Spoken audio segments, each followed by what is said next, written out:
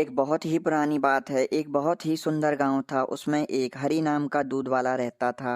उसके पास बहुत सारी भैंसें थी और वह उन्हें बड़े ही प्रेम से रखता था। भैंस का दूध वह गांव में घूम घूम कर बेचता था। गांव वालों में भी हरी का बड़ा ही आदर भाव था और बड़ा ही प्रेम भाव था, क्योंकि वह बड़ा ही ईमानदार और बड़े ही अच्छे स्वभाव का व्यक्ति था और वह कभी भी दूध में पानी नहीं मिलाता था। इसलिए धीरे धीरे करके दूध लेने वाले ग्राहकों की संख्या भी बढ़ने लगी। एक दिन की बात है, एक व्यक्ति ने हरी भैया से कहा, अरे हरी भैया, दूध मिल जाएगा क्या?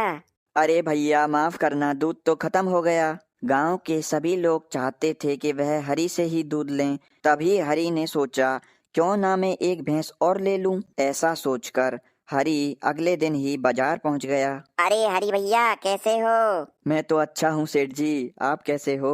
मैं भी ठीक हूँ भैया। बताओ कैसे आना हुआ इधर की तरफ? सेठ जी क्या बताऊं आपको, दूध के ग्राहक दिन ब दिन बढ़ रहे हैं और दूध कम पड़ रहा है, तो मैंने सोचा क्यों ना मैं एक भैंस और खरीद लूं। भैया हरी, ये तो आपने बहुत ही अच्छा सोचा। आप देख लो, यहाँ पर जो भी भैंस आपको पसंद हो आप मुझे बता दो। हरी ने सभी भैंसों को बारी बारी से देखा और उसने उनमें से एक भैंस को पसंद कर लिया। अरे सेठ जी, मुझे ये वाली भैंस बहुत पसंद है, इसका नाम क्या है? अरे भैया हरी, मानना पड़ेगा तुमको, तुम्हारी नजर तो एकदम पारखी है। इस भैंस का नाम झुमरी है और यह सबसे ज्यादा दूध देती है। फिर हरी सेठ जी को पैसे देकर और भैंस लेकर वहां से चल देता है। लेकिन हरी को घर जाने के लिए रास्ते में एक जंगल से गुजरना पड़ता है। हरी झुमरी को लेकर उस जंगल से गुजर ही रहा होता है कि वहां पर अचानक एक आदमी लठ लेकर उसके सामने आ खड़ा होता है। यहीं रुक जा दूध वाले,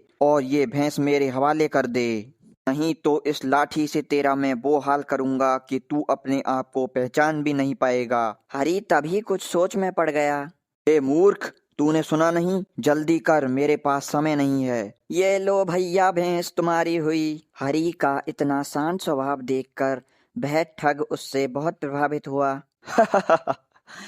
तुम तो बड़े ही डरपोक हो, इतनी आसानी से भैंस मेरे हवाले कर दी। अरे नहीं नहीं भैया नहीं, लाठी से मार खाने से तो अच्छा है भैंस ही दे दो। चल जल्दी भाग यहाँ से, नहीं तो लाठी से सिर फोड़ दूंगा तेरा। अरे भैया मेरी बात सुनो, तनिक मेरी बात तो सुनो। चल जल्दी बोल मूर्ख, मेरे पास समय नहीं है। भैया ये भैंस तो मैंने तुम्हें दे दी, पर अब अगर मैं खाली हाथ घर जाऊंगा तो मेरी पत्नी मुझे बहुत मारेगी, और तो और वह इतनी निर्दयी है कि मुझे खाना भी नहीं देगी। तो आपके पास यह जो लाठी है यह मुझे दे दो तो आपका बहुत ही बड़ा एहसान होगा मेरे ऊपर।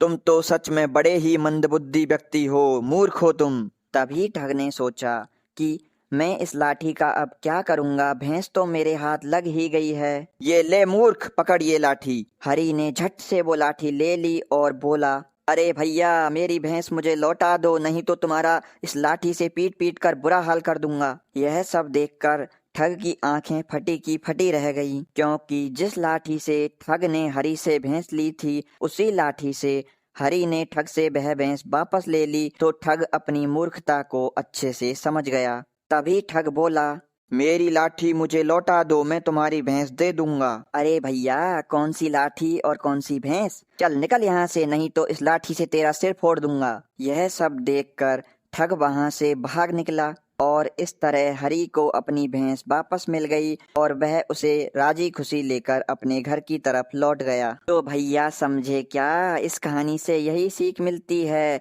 कि जिसकी लाठी उसकी भैंस। तो भैया अगर कहानी अच्छी लगी हो तो लाइक का बटन जरूर दबा देना, और जो लाल वाला सब्सक्राइब का बटन है उसको भी दबा देना, जिससे अगली कहानी जब भी आए तो आपको उसका नोटिफिकेशन मिल जाए। इस समय इतना ही, अलविदा चाहते हैं और आशा करते हैं कि आप कुशल रहें।